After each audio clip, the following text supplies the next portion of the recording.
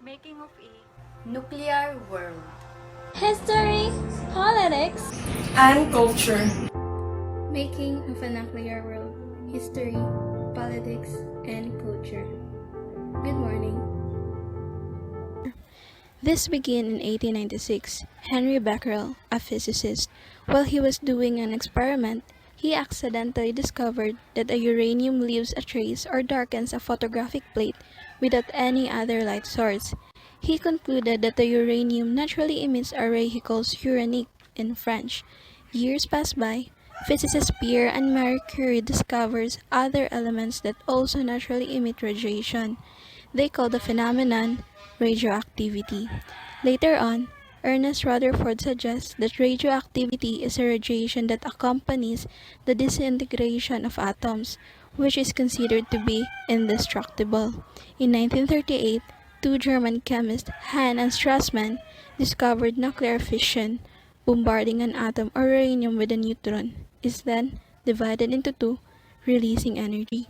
The following year in Paris, Frédéric Joliot-Curie discovers that during nuclear fission of uranium, three neutrons are ejected, which in turn could cause further fission of atoms. Uranium is the main fuel for nuclear reactors, and it can be found in many places around the world. In order to make the fuel, uranium is mined and goes through refining and enrichment before being loaded into a nuclear reactor. At the present time, the world is strongly in need of a new generating capacity to supply the increasing demand for electricity in many countries and to replace both the old fossil fuel units and the coal-fired ones that emit a lot of carbon dioxide. Good day everyone. Today we will discuss about the history of making of a nuclear world. I will discuss about the history of nuclear weapon, nuclear energy, and nuclear medicine. Nuclear weapon, a device designed to release energy in an explosive manner as a result of nuclear fission, nuclear fusion. Kani nga nuclear weapons kay powerful kaayo nga explosive devices nga paspas ang iyang pag-convert gikan sa large amount of nuclear potential energy padulong sa kinetic energy. Ang source of nuclear potential energy is a strong nuclear force between sa photons and neutrons. It is also a combination of two processes, ang fission o ang fusion weapon. Ang fission weapons are commonly referred to as atomic bombs, while ang fusion weapons are also referred to as thermonuclear bombs or more commonly hydrogen bombs. Noted that they are also defined as nuclear weapons in which at least a portion of the energy is released by the nuclear fusion. Nuclear weapons produce enormous explosive energy. Their significance may best appreciated by the coining of the words kiloton or 1,000 tons and megaton or 1 million tons. Para ma-describe ilang blast energy kay equivalent weights nato sila sa conventional chemical explosive 10T. Ang example kay ang atomic bomb nagidrop sa Hiroshima, Japan katong 1945. Ang blast kay dali kaayo nagproduce sa kusog na shockwave, enormous amount of heat og lethal ionizing radiation. Nag-create ni siyag explosive geodust og mga laing debris sa air na nag-create og murag mushroom-shaped clouds na nahimong virtual signature sa nuclear explosion. Ang radioactive debris kay gidala sa hangin padulong sa atmosphere na nahimong radioactive fallout na nagsettle sa Earth. Daghan kayong namatay og na-injured og nagkasakit ani nga time. Noted nga nag-concern siya og the dreadful effects of such weapon have given enormous to negotiate arms control agreements such as Nuclear Test Ban Treaty of 1963 and the Treaty of the Non-Proliferation of Nuclear Weapons of 1968. The World War II is the total destruction of Hiroshima, Japan, following the dropping of the first atomic bomb on August 6, 1945 in U.S. Air Force. The first nuclear weapons were bombs delivered by aircraft. Later, warheads were developed for tragic ballistic missiles, which have become by far the most important nuclear weapons. Smaller tactical nuclear weapons have also been developed, including ones of artillery projectiles, landmines, anti-submarines, deep charges, torpedoes, and shorter-range ballistic and cruise missiles. By far the greatest force driving the development of nuclear weapons after World War II is the Cold War confrontation that pitted the United States and its allies against the Soviet Union and its allied states. During this period nga naglasted siya og 1945 to 1991, the American stockpile of nuclear weapons reached its peak in 1966, with more than 32,000 warheads of 30 different types. These are the timeline of nuclear weapon history. In August 1942, Manhattan Project established in U.S. The United States sets up the Manhattan Project to develop the first nuclear weapon. In July 16, 1945, U.S. conducts the first ever nuclear test. The United States tested a 15 to 20 kiloton nuclear weapon south of Soruco, New Mexico. Radiation levels around the site it remains 10 times as high as natural background radiation. In August 6, 1945, U.S. drops atomic bombs on Hiroshima. The United States denotes a uranium bomb over Hiroshima, Japan, killing more than 140,000 people within months. Many more later died from radiation-related illnesses. In August 9, 1945, a second bomb is dropped on Nagasaki. The United States explodes a plutonium bomb over Nagasaki. An estimate of 74,000 people die by the end of 1945. And on January 24, 1946, UN calls for elimination of atomic weapons.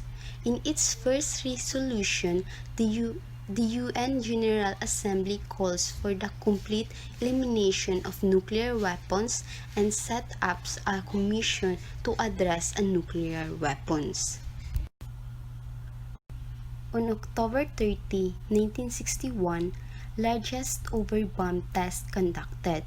The Soviet Union explodes the most powerful bomb ever, a 58 megaton atmospheric nuclear weapon nicknamed the Tsar Bomba over Novaya Zemlya of northern Russia.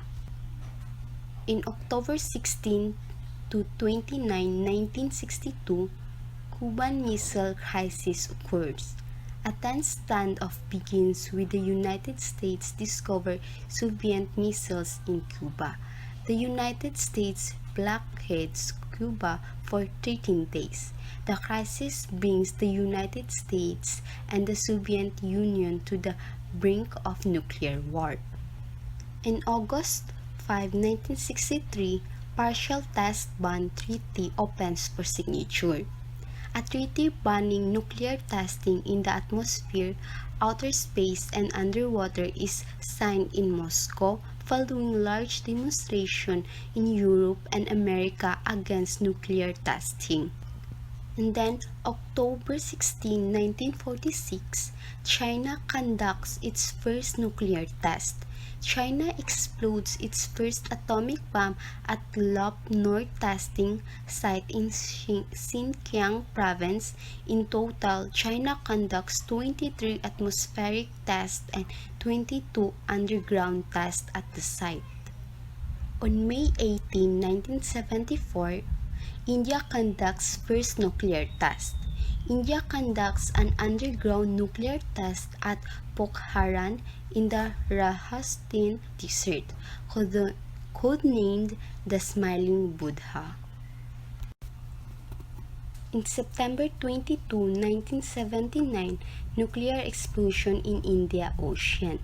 A nuclear test explosion occurs over the South Indian Ocean off the Cape of Good Hope.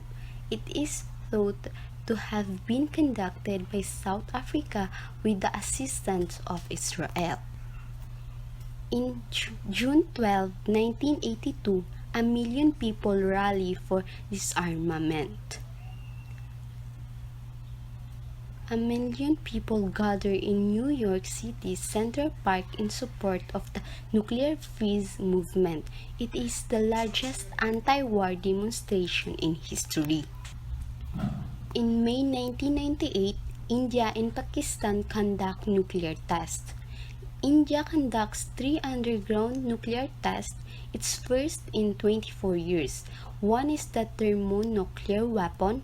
Later in May, Pakistan tests 6 nuclear weapons in response to India's tests. And then, October 9, 2006, North Korea conduct nuclear test. The North Korea government announces that it has successfully conducted a nuclear test. Let's proceed to the nuclear energy history. Nuclear energy had an interesting history, most due to the fact that its core technology is inherently dangerous. Although it is still a relatively new energy source in the grand scheme of things, its origin actually dates back to the late 1800s. Let's explore the history of nuclear energy in a little more depth to follow its progress. The beginnings of nuclear energy. The story of nuclear energy really begins in 1895 when Wilhelm Röntgen discovered X-rays. While ga-experiment siya with cathode ray tube, na-notice niya na ang photographic setting nearby kay nag-lit up when ang device is naka-on. Bahalag naka-cover og black paper iyang na-conclude nga ang cathode tube kay mag-emit siya og invisible ray, something nga he hadn't been observed before. What Regent noticed was actually X-rays propagating from the tube. Then in the following years, kay naay taga-France nga lalaki which named Becquerel, yang na-discover that ang uranium salt could produce penetrating radiation on their own without any need for excitation by an external energy source. This observation niya kay nag-lead sa realization that uranium must be producing X-rays. And then, Marie and Marie Curie also studied the phenomenon, leading them to isolate 2 new elements, ang polonium ug ang radium. Their investigation led them in 1898 to the coin a new word, radioactivity. And then Ernest Rutherford, a scientist, was studying radioactivity in England. Yang na-discover na ay 2 new type of radiation, which ang differed from X-rays and which he called alpha and beta radiation. Noted that Rutherford is today considered the father of nuclear physics. He went on to discover gamma radiation and even theorized the existence of neutrons in 1920 despite having absolutely no evidence of their existence. Neutrons would eventually be discovered in 1932. It was 1951 ang first nuclear reactor na ga-produce og electricity was completed. Gitawag nga Experimental Breeder Reactor 1. It was based in Idaho and was cooled using liquid metal. Then sa 1954, kay naay first nuclear-powered submarine. Ang USS Nautilus was completed na ang mag-submarine kay allowed mag-submerge for significant portion of time without refueling.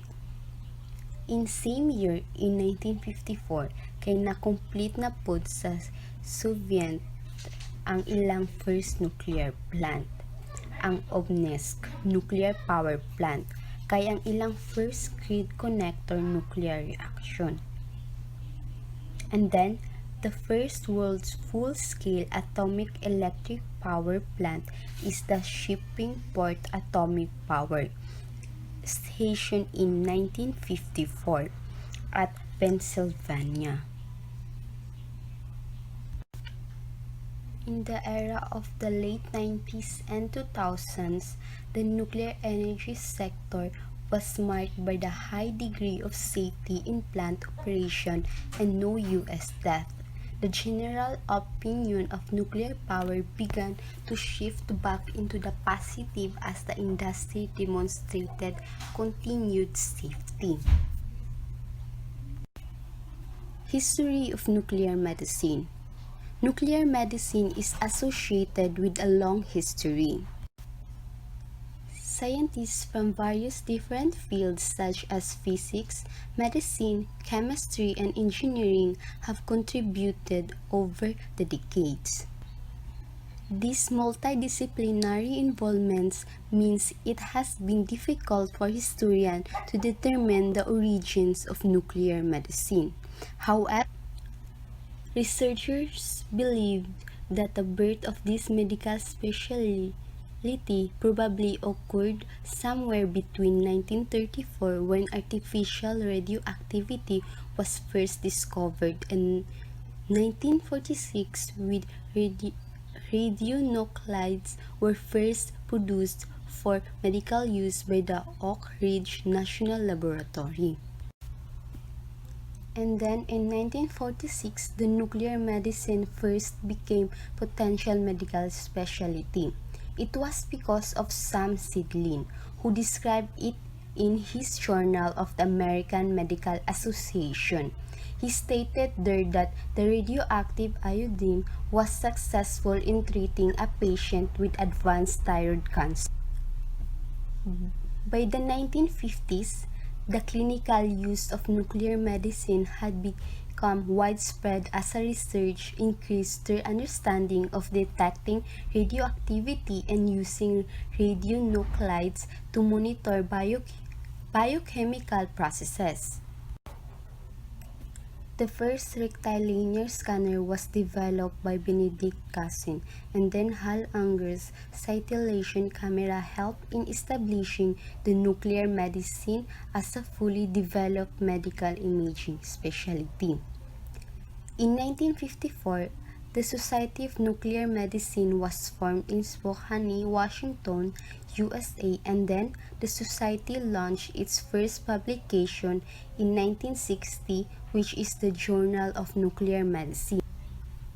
In 1971, the American Medical Association acknowledged the nuclear medicine as an official medical specialty in 1972. The American Board of Nuclear Medicine was formed. What I am going to discuss to you all is about some nuclear accidents and disasters worldwide, and also about the Philippine nuclear program. So there were 5 nuclear accidents and disasters that I chose to discuss right now, which is all about the history in each of the accidents. The bombings of Hiroshima and Nagasaki in Japan during 1945. In 1940, the United States was working on making an atomic weapon after they received information that Nazi Germany was already conducting research based on nuclear weapons. In July 16, 1945, they had conducted their first successful test known as Trinity Test in the desert in New Mexico. At that time, Germany had already been defeated, while the war against Japan in the Pacific had continued. Some of the advisors of President Harry S. Truman informed them that trying to invade Japan could result in horrific American casualties, so they advised that the new weapon had to be used should end the war immediately. On August 6, 1945, the United States was the first and only nation that had used an atomic weapon during the war when B-29 Enola Gay was dropped around 8:15 in the morning, and it had a 9,700 pounds of uranium gun-type bomb named as Little Boy in the city of Hiroshima. The city had a population of almost 300,000 civilians and a military center with 43,000 soldiers. The explosion was 1,900 feet above the city and was estimated to have 15,000 tons of trinitrotoluene power that had caused a 4 square miles reduction in the city. It was estimated that 80,000 people and another tens of thousands died in the following weeks from wounds and acute radiation sickness. In August 9, 1945, since Japan did not surrender another atomic bomb, B-29 Boxcar took off from Tinian Island. At 11:02 in the morning, a plutonium implosion bomb known as a Fat Man was dropped to the Nagasaki city. An explosion was estimated around 21,000 tons. This explosion was more powerful, but the destruction it had caused the city was not as great compared to the explosion that was happened in the Hiroshima, due to the geographic layout of Nagasaki and the bomb's explosion to an industrial area in which it helped shield some part of the city from the weapon's blast, heat, and effects of the radiation. It was estimated that 43 square miles were affected by the explosion. On August 15, 1945, the Emperor of Japan announced their surrender through radio. An explosion happened during 2011 in Fukushima Daiichi nuclear power plant, which is located in northern Japan, and it was considered as the second worst nuclear accident in the history of nuclear power generation. The location of the Fukushima nuclear power plant is on the Pacific coast of Japan, northeastern Fukushima, about 100 kilometers or 60 miles in the south of Sendai. In March 11, 2011, a Great East Japan earthquake followed by tsunami had caused a severe nuclear accident in Fukushima Daiichi nuclear power plant. During the accident, Unit 1, 2, 3 reactors were operating, and Reactor 4 is used only as temporary storage for spent fuel rods. Despite that the 3 reactors were successfully shut down, the fuel rods in 3 reactors continued to overheat. Because of that, a rising of residual heat on each core of the reactors had caused to melt down partially, which led in releasing of radiation. A released hydrogen happened in the outer containment buildings enclosing Reactor 1 and 3. The explosion in Reactor 1 was happened in March 12 and Reactor 3 in March 14, and in March 15 a third explosion was happened in the building surrounding Reactor 2. An explosion happened in 1986 in Chernobyl nuclear power plant. It is located 30 kilometers north of Kyiv in Ukraine and 20 kilometers south of the border with Belarus. In 1986, the accident happened in the Chernobyl nuclear power plant in Ukraine, caused by a flawed reactor design that was controlled with inadequately trained personnel. The steam explosion and fire were released for at least 5% of our radioactive reactor core in the environment.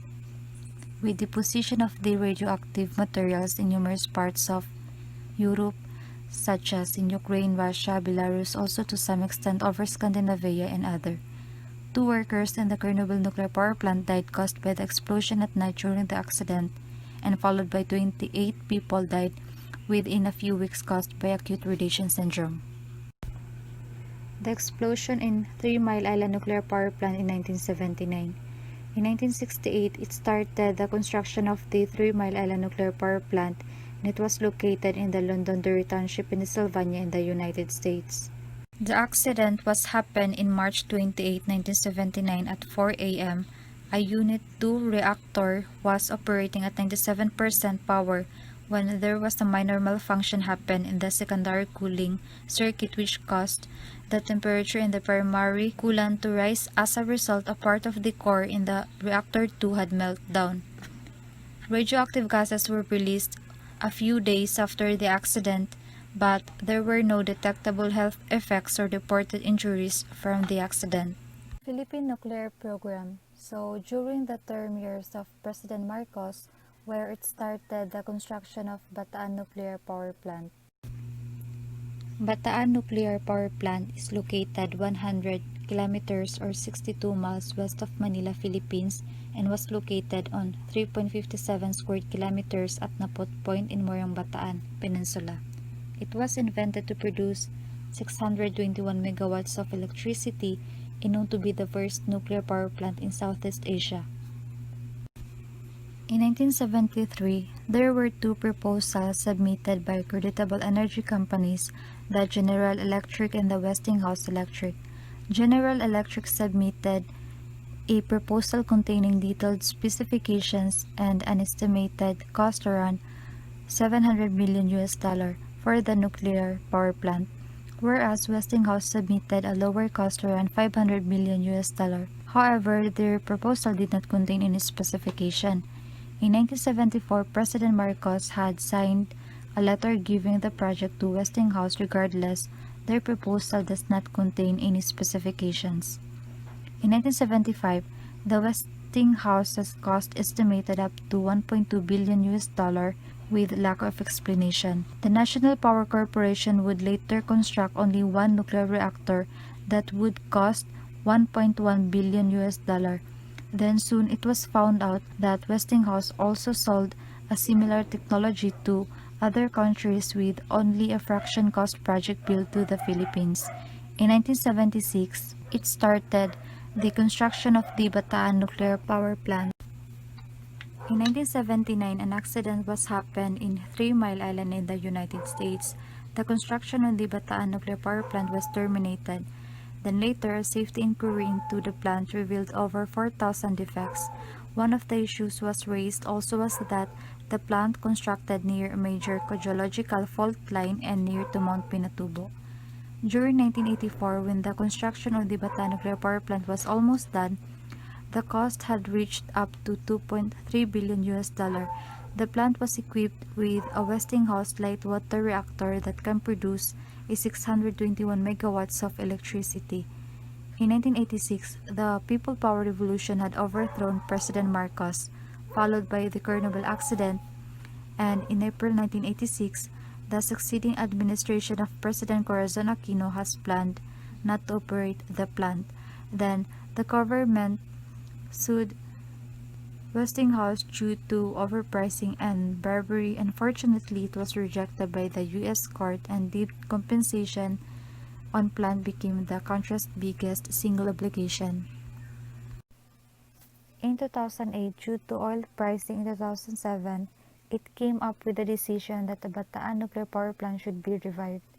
In 2011, an accident happened in the Fukushima nuclear power plant. As a result, it has created a widespread concern in nuclear power plant and other issues.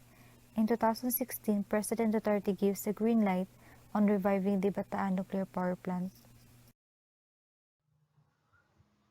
Good morning, everyone. So today let's discuss about nuclear technology and its impact politics. Let's also discuss about how this nuclear technologies affects the whole country and what are the government's future plan for this.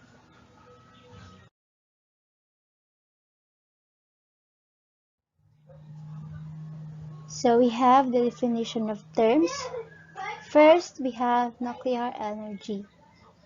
So nuclear energy defines with the energy uses to generate electricity that can be used to supply power at homes, schools, and others. Nuclear energy is the energy inside the nucleus of an atom. So next is we have nuclear power plant. A nuclear power plant is a machine that controls fission in order to produce a high energy that heats the water, which will later on convert into an electrical energy.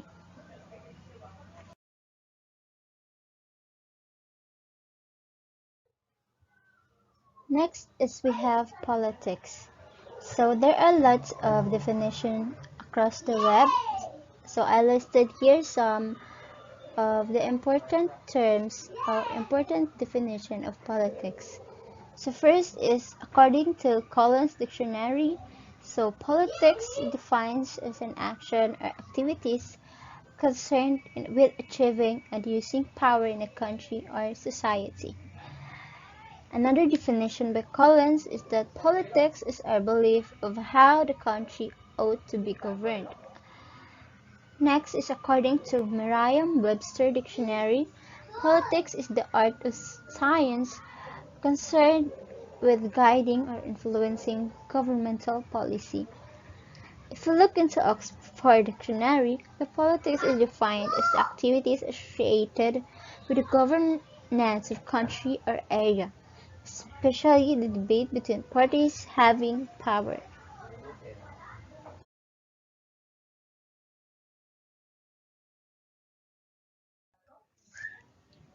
So next is we have the government agencies assigned in nuclear energy. So there are lots of government agencies assigned in this, but I just listed here some few. Ang katong yung pinaka-importante yung dakog role sa atong topic karon. So first is we have the NRC or the Nuclear Regulatory Commission. So NRC licenses and regulates civilian use of nuclear energy to protect public health and safety in the environment. This commission ensures that the materials and facilities used are conducted in a manner where it is safe to public health and is not a distraction to the environment. NRC is based in USA, Washington, D.C. They give license to those company nga nag-operate sa nuclear power plant to make sure nga ang ilang plant is dili maka-affect sa environment ug sa public health. So you can visit their website at www.federalregister.gov/agency/nuclear regulatory commission.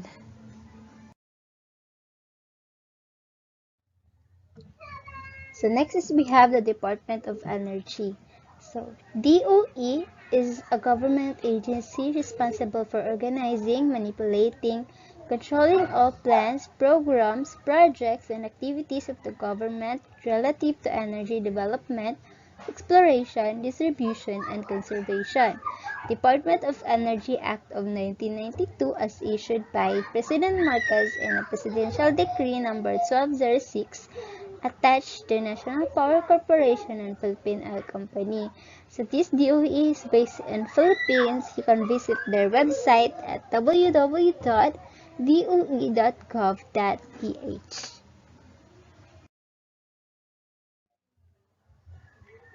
So last is we have the International Energy Agency.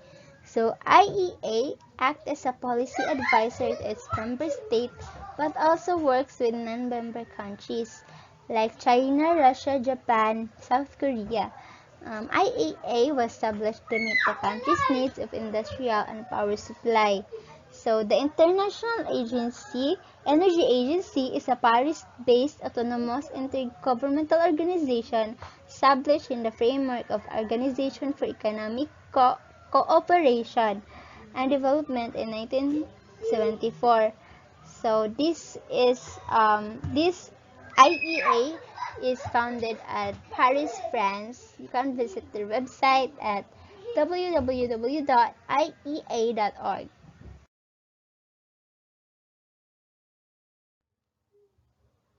Now we have politics, environment, and nuclear technology. So nuclear technology has a great impact with our environment, and soon enough this will dominate the world. But before we came up with these technologies, we first need to go into a long process of creating that will affect the environment.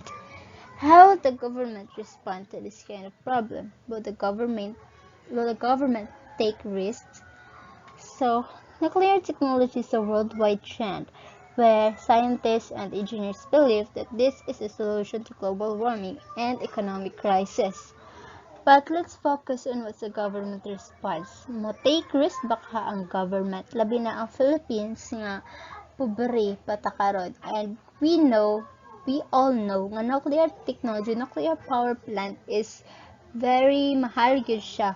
And also, while under construction pa siya, naghatag pa ni siya og impact sa environment. Like, wala pa siya na-create. Maghatag ni siya og lots of carbon dioxide, nagaproduce ni siya og mga toxic gases nga makadungag sa atong global warming karon. So, unsa ang response sa government ani? Mo take risk ba gihapon ta? Mo invest pa ba gihapon ang Philippines karon? Labi na nga ang Philippines is nagakulang og electricity, and also we need lots of money. We need a big investment to this. So, naay mga agency under sa DOE like the Philippine Research Institute of Energy under sa DOST, naga-research sila para sa development sa energy, and also they focus also to this nuclear technology. So, balancing nature and technologies. So, is nuclear technology a risk or opportunity? The most important role of nuclear energy is serves as a replacement for natural gas and other power plant that produces carbon. Nuclear energy produce more electricity than any other plant. So, sa tanan plant, ang pinakadako nga na-produce og electricity or megawatt per hour is ang nuclear energy. This is according to some research. But also, let's consider that the risk of this nuclear technology, aside sa economic risk, nga, gasto tagdako, then, ana, wala, labi na ang Philippines, wala ta kabalo sa result, labi na dito sa Bataan Power Plant. Tayo, aside ana is also some research nag-indicate nga this nuclear technology or nuclear power plant rather, nag-produce ni siya og radioactive waste. Radioactive waste is a very risky para sa health sa tanan, dili lang sa mga tao nga near the area, but also since radioactive waste is dili ni siya dili siya ma-decay. So, nuclear power plants' main raw material is the uranium. This element can be found through mining and refining. As we continue to mine, the most affected of all is the environment.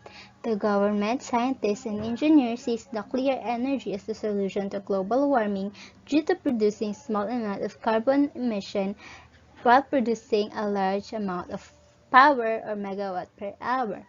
So the most risky part about this nuclear technology is the waste risk, which is the radioactive waste. Consumed fuel from nuclear power plant produces radioactive waste, which are very dangerous to human health. We all know nga tanan power plant nagaproduce siya og waste, but they have some final deposit. But while sa nuclear power plant is na siya final deposit but not a long-term deposit. So we need to address the scientists, engineers, they need to address this problem nga maka-produce sila og final disposal, final long-term disposal para sa waste. Kay radioactive is dili lang ni siya pwede nga basta-basta lang ipang labay sa bisan asa or sa mga ilog. Kay this is dangerous to human health. So, ano siya? Now we have political economy and nuclear technology. So, economic development is the main target of having nuclear technologies aside from environmental concerns. The government all over the world are working on how to meet the target income in the next years. How the government able to manage the resources they have to avoid economic crisis while building the reactor. So, especially the Philippines nga wala tay tarong budget, dako pa ganit tag-utang. So, unsa kay mga plano sa tong government, sa future plan sa government para ka-build tag reactor while nga dili ta mag-suffer sa economic crisis. Kay we all know nga mahal jud ang mahal jud ang pag-construct sa nuclear power plant. But if we look into in the next years, in the future years, dili lang sa karon, best solution jud ang nuclear technologies, nuclear power plants para sa economic crisis. Kay takol jud tag may income ani, labi na ang Philippines nga nagakulang sa electricity karon, labi na sila dito sa Luzon nga part. Bisan gani kita nga naat sa iligan, nagakulang gyapon tag electricity, and admitted man ta na mahal pa jud kayo ang electricity. Nuclear technology is kini siguro solution kay mas barato siya, and nagaproduce siya daghan nga electricity per hour, dayon mas mabarato ni siya tungod ani. Now let's have the economic growth. So pila ang mag-grow sa atong i-invest sa nuclear technology if ever mag-invest sa Philippines. But Duterte, recent news, kay Duterte nagaplano na siya, kay they believe jud labi na katong taga-DOE nga nuclear power plant is solution jud nga dapat ayuhon na tong nuclear power plant ito sa Bataan. So yeah.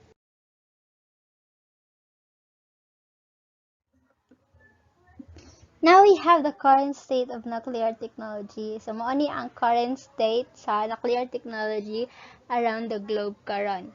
So according to IEA, the International Energy Agency, global nuclear capacity will need to double by 2050 to meet aggressive decarbonization targets in response for global warming.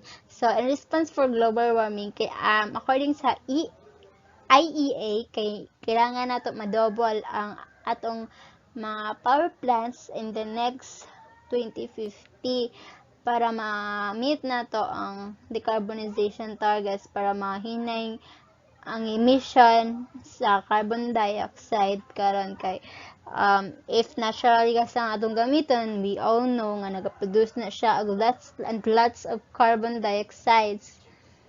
So, next is, there are 54 reactors under construction globally, mostly in China, India, South Korea, and Russia. So, mostly this Asia part. So, nagabuild sila karon og 54 reactors. So, the predominant technology that's being built right now are the PWR, or the pressurized water reactor. So, pressurized water reactor is a kind of reactor used to generate electricity, originally designed for US Navy. There are a total of 44 under construction and 297 already built. So, 297 around the globe, and 44 under construction pa around sa China, India, South Korea, Russia. Na sa ilaha ang ang mga nag-build, nag-construct og reactor. Actually, ang kining pressurized water reactor is naka-design dyan siya para sa US Navy, pero ilan yung gigamit ug ilang modernize ang kining PWR para magamit pwede siya makaproduce og lots and lots of electricity.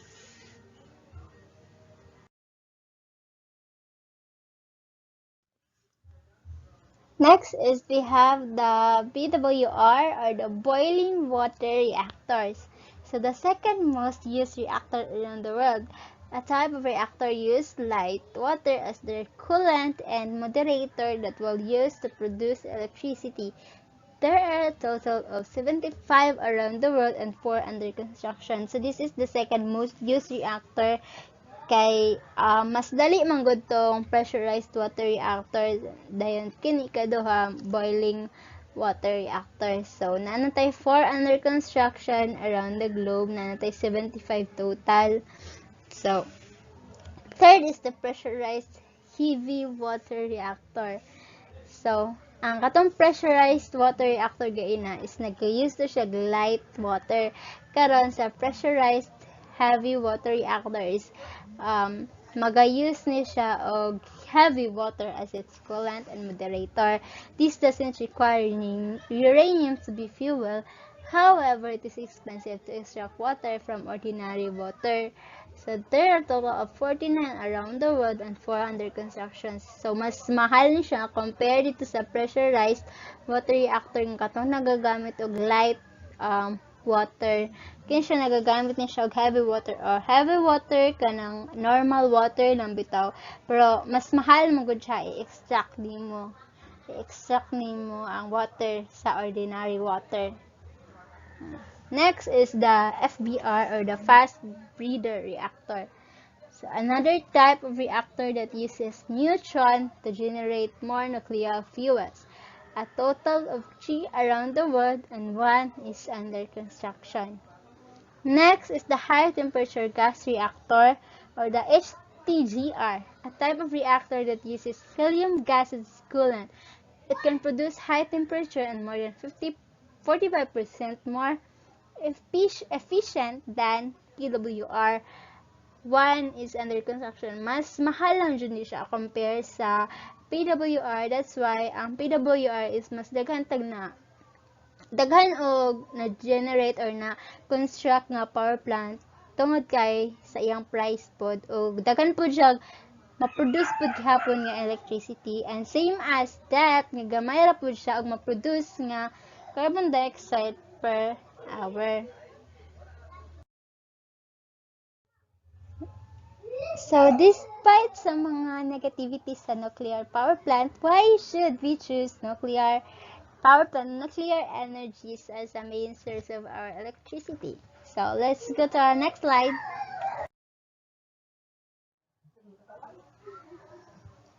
So, here's the table that shows how much costly is the nuclear power plant. But why still we need to choose nuclear all over the other power plant here? Bisag mahal siya. So, let's understand the table. So, first is we have the wind. Look, its cost, its net capacity per megawatt hour, then total cost per year. So, maano siya ang mga total cost per year. Look at the nuclear total cost per year. Pilang magasta nato per year sa nuclear power plant. Look, nantawa. Diba? Ang nuclear ang pinakagamay next to hydro. So let's focus on megawatt hour per year nga lang ma-produce. Pila man nga kuryente ang ma-produce. So lantawon nato ha. Kisay pinakadako diri It's the gas, but next is the nuclear power plant. Ikaduha siya, but awa ang magasto sa atong gas per year. It's grabe ka mahal. Gas combined cycle. This uses both gas and steam para makaproduce ng electricity. Aside sa mahal iyang magasto per year, dako po ni siya og ma-produce nga carbon dioxide per year. Dayon, net cost per kilowatt hour or cents. So, ang atong net cost is 1.04 kilowatt hour ang iyang ma-produce per year. So, if we choose solar, gamay ra ang iyang net energy cost, but the total net cost of megawatt per year is mahal. So, dayon, kini sila is wind, solar, and hydro. These are all natural. But, nantawon nato ha, kini sila manggod is dependent sila sa environment. Mauni ang nakapait sa wind, sa solar, ug sa hydro. Kaya nagadependent sila sa environment. Nagadependent ang hydro sa water, sa falls, sa water, sa nga nasa environment. What if mahuddan tag water? Dili. What if yung ana? So, sa solar, what if gamay ra og iyang makapture nga solar energy from the sun? nagadepende magod sila sa environment.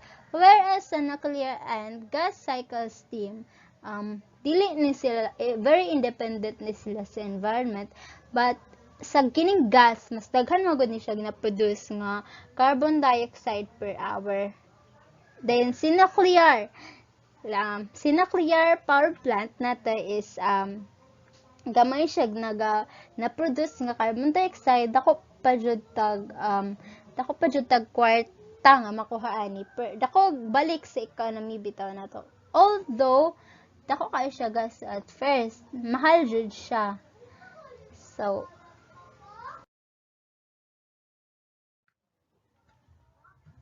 according to Stanford.edu, in each year the average megawatt of 1,000 that a nuclear plant generates reach of approximately 470 million US dollar in electricity sales in a local community and more than 40 million in a local income. So, see, sa average lang ni siya nga 1,000 megawatt per hour nga maproduce sa atong nuclear plant. So, what if ang maproduce sa atong nuclear plant is maabot na siya og 8,000 megawatt per hour sa isa ka year? So, mas madaghan pa jud ang income, diri. So, according to recent analysis, nuclear plants creates the largest workforce income compared to other electrical sources. So, here is the table. Makita na to nga dako ang workforce income per year. Million per year siya. Let's see kung pila ang makuha sa atong nuclear, makwarta na to sa nuclear power plant na to per year. Tanaw na to diri na triple ang mga income diri sa coal ug sa hydro. And we both know na coal is dili siya advisable nga gamitan na sa power plant kay daghan yun ma-produce nga carbon, and it's very dili siya environmental friendly. Whereas sa hydro nato, makita nato is dako siya og ma-produce pod, same ra sila sa coal, pero mas dako jud sa nuclear power plant. Sa workforce income, million US dollar per year. See, so average our salary is 31 US dollar, 31 naman yung US dollar, 31 US dollar rather. So kini sila is mga jobs ni sila, mga local jobs nga sa nuclear power plant. And also, power plant is mga need na sila og mga technologists and technicians para mo operate sa plant. So mga nila ilang average salary per hour.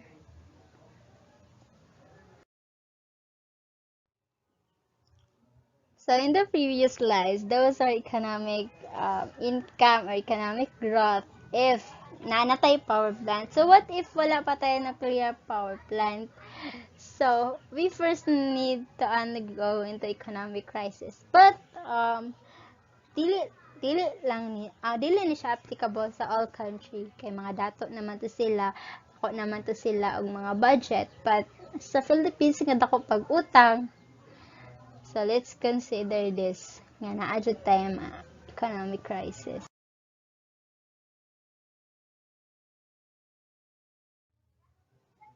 So, here are the big obstacles to the new nuclear. So, first is the high cost and long construction time. So, yes, dako tag income. So, if wala pa tay nuclear power plant, dako putang magasto and long construction time, dugay pud mabalik sa ato ang atong gi-invest since very long process man ang pag-create sa nuclear power plant. Too big and too expensive for deregulated power markets. So So, next is the utilities are expensive. Mga gamit nga panggamiton sa under construction and sa pag-operate sa power plant are expensive.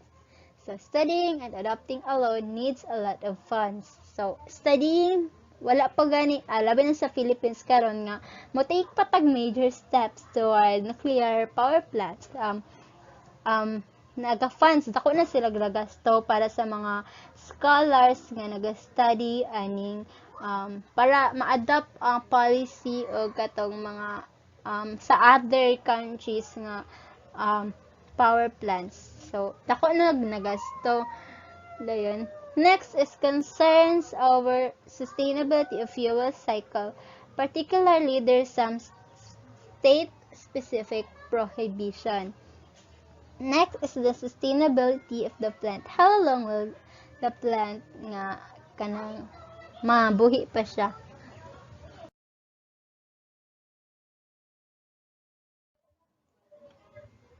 So, when choosing where to invest money in infrastructure, here are several factors we need to consider. First is the risk. Second is the potential gain. And third is the time it will take return of investment. So, first is the risk. Very risky. Why? Aside sa economic, risky na siya sa environment. While under construction, second is the potential gain. Yes, natay mag-gain. Dako ang amount nga mag-gain nato. Aside, as mabalik ang atong economy, mabalik rapod ang sa environment nga potential gain. Aside sa fact nga dito sa uranium nga, always naga-seek for uranium and it's not good for the environment. Third is the time that will take time nga ma-return ang atong gi-invest. So, it's a very long process pag-construct sa power plant and it's a very long time pa jud nga mabalik pa sa ato ang atong gi-invest. Next, it is clear that the nuclear power plant is costly, but according to the government agencies, we must take the risk for the future generation. This is according to government agencies sa DOE. Nagatake na sila og steps para sa nuclear power plant. In the next years, maybe mag-start na sila og invest for the nuclear power plant. So yeah, how expensive is nuclear power? So this is the projected nuclear LCOE cost for plants built of 2015 to 2020.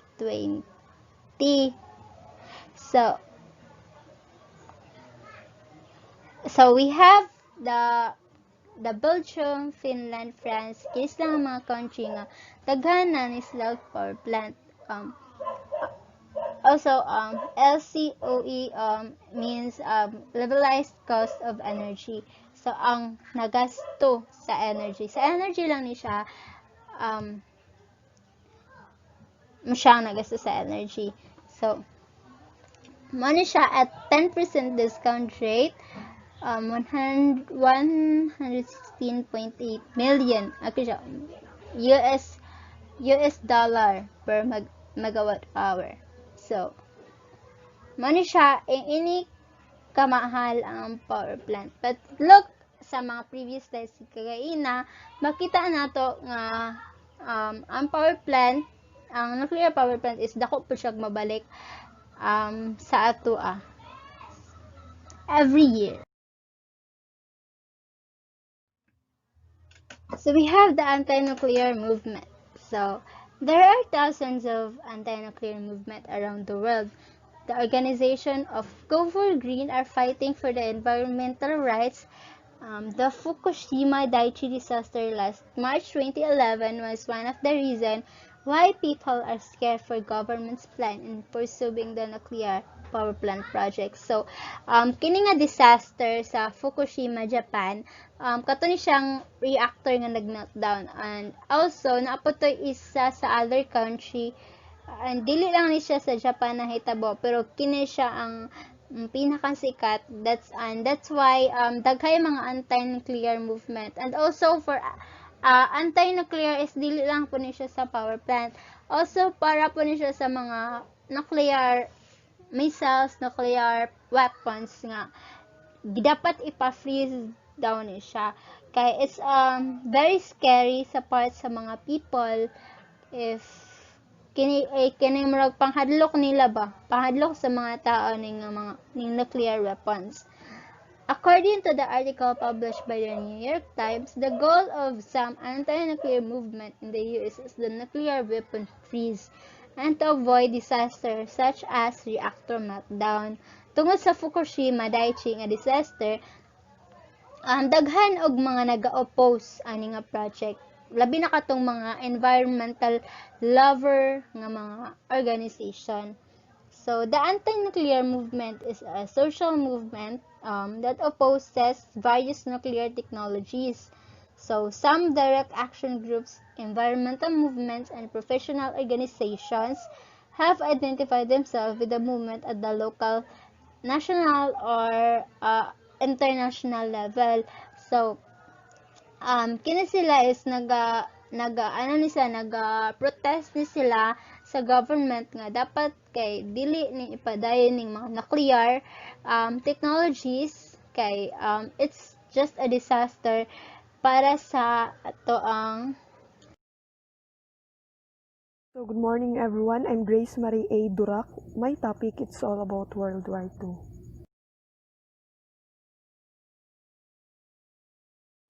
The contents of my topic first is the Manhattan Project, second is Japan's surrender bringing an end to the World War II, third is the little boy and fat man are dropped, fourth is the aftermath of the bombing, the last one is the heritage and nuclear targeting policies.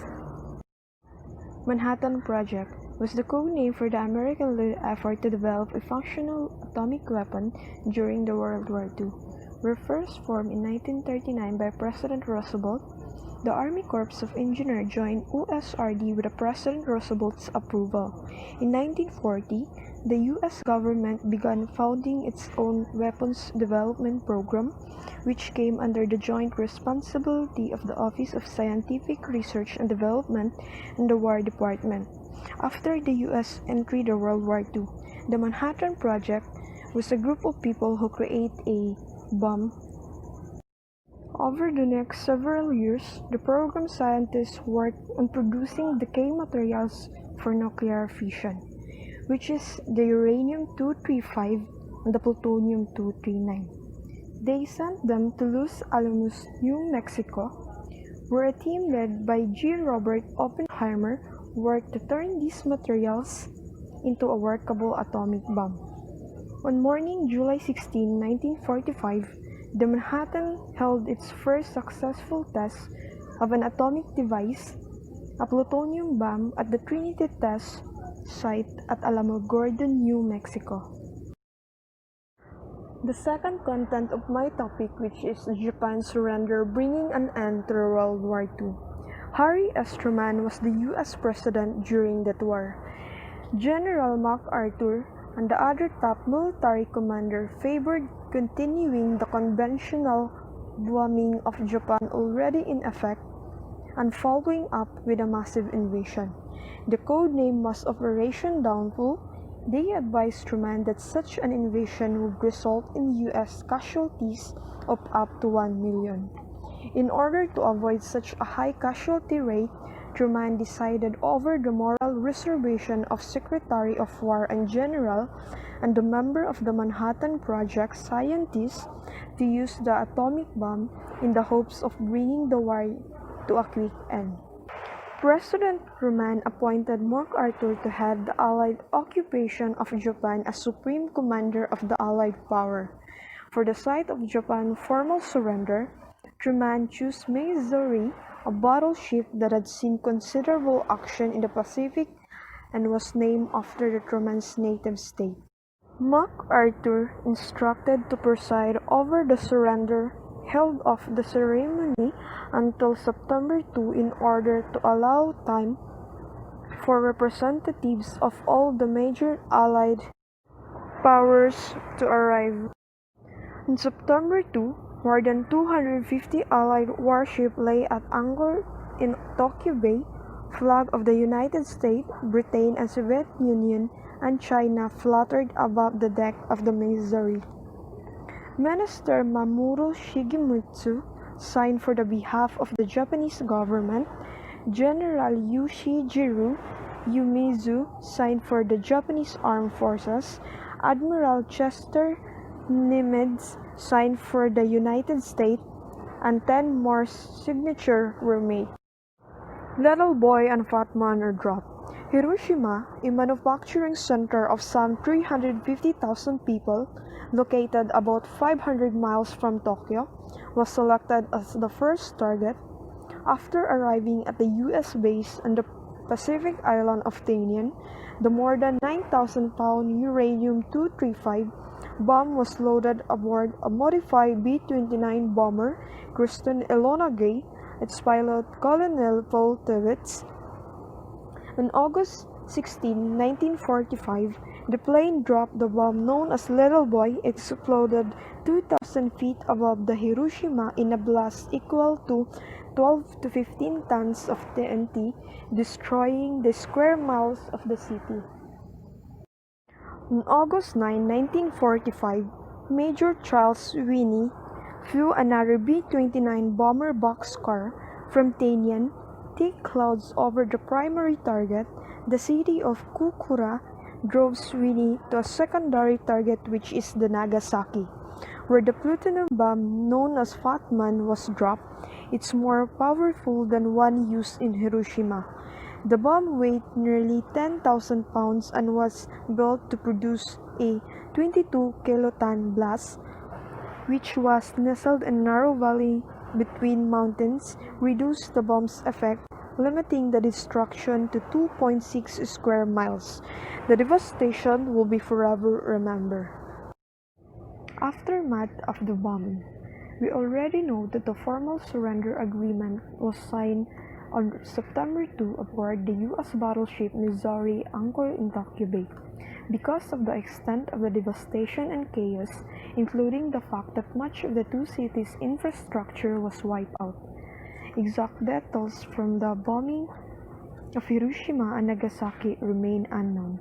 Within the few months after the bombing, it is estimated 90,000 to 166,000 people died in Hiroshima, while 60,000 to 80,000 people died in Nagasaki, both from acute exposure to the blast and from long-term side effects of the radiation. That's why the devastation of the Hiroshima and Nagasaki was so awful that the bomb should never be used again. Heritage and nuclear targeting policies. Heritage is our inheritance, what the past has considered to us, what we value in the present, and what we choose to preserve for the future generation. Our heritage comprises the tangible, which has the historical sites, building, monuments, objects in museum, and archives. When in terms of nature, which is the waterways, landscapes, woodlands, uplands, native wildlife, insects, trees, birds, and animals. And intangible, which is the costume, sports, music, dance, craft skills, and the knowledge. Heritage is important because B stands for becomes part of what we are. E. Expression of our identity shows others what we value. It highlights our values and priorities. C is a clue to our past and how our society has evolved. A is the awareness about ourselves to help us examine our history and tradition. U is the understand and explain why we are the way we are. S is significance to the present generation or past or the future generation. E is that enable us to communicate on a deep level with each other and to express ourselves in a unique way to the outside world.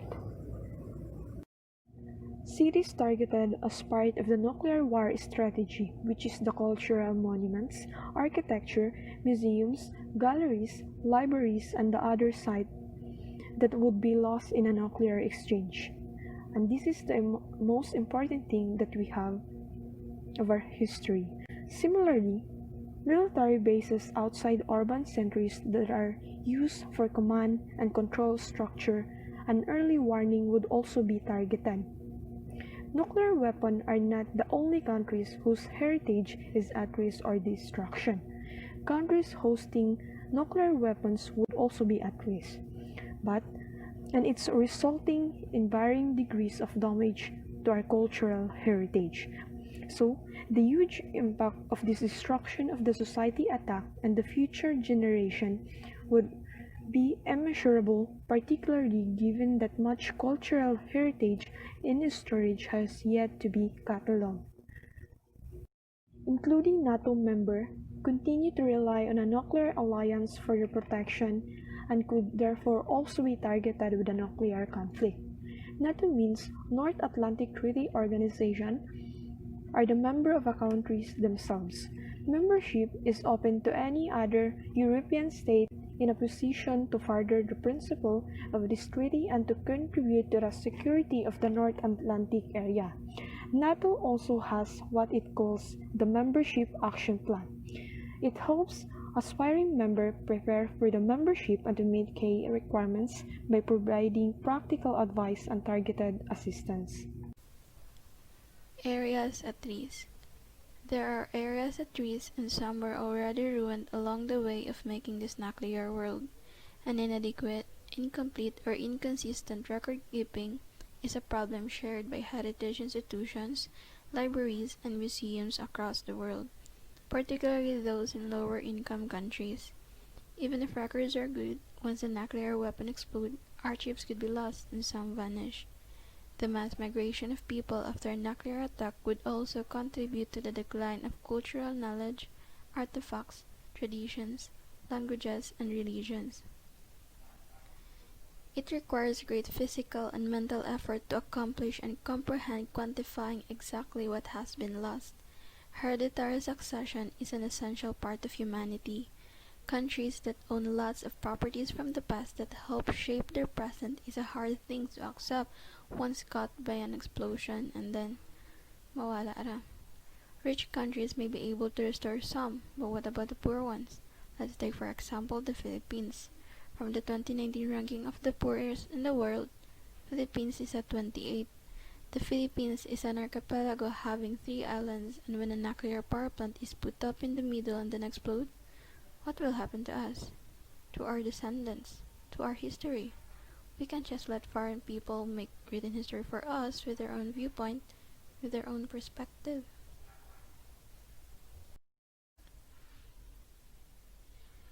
There are regions that inhibits an important heritage that is under a threat of nuclear conflict, which are East Asia, South Asia, and between Russia and the US. These regions assess the range of potential consequences, vulnerabilities, incentives, and disincentives of nuclear weapons use during conflict.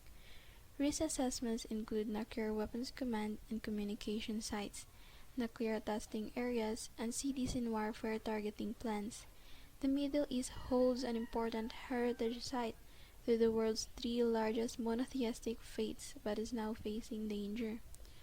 Continuous devastation of holy sites will lead to loss of human life. Temples, shrines, mosques, cathedrals, forts, castles, palaces, all of the cultural heritage, a property given from our ancestors, can all be gone when it does not undergo precautions. Dako man ang nagahatag nga benepisyo sa nuclear power, dako pod nagahatag niya nga problema pag dili mabantayan og ayo. Cultural heritage is a legacy for the whole of humanity, one that is shared as it is a fundamental aspect of understanding the global history and development of the human race. Tungod sa kagubot nga nahatag niini, adunay mga pamalawod nga gipanghimo para masayod sila nga dili maayo ang ilang ginabuhat kinaay maapektuhan nga laing mga kabutangan nga walay labot sa ilang away nga giaprubahan sa kadaghanang mga nasod. The risks of armed conflict to cultural heritage have already been recognized in international law.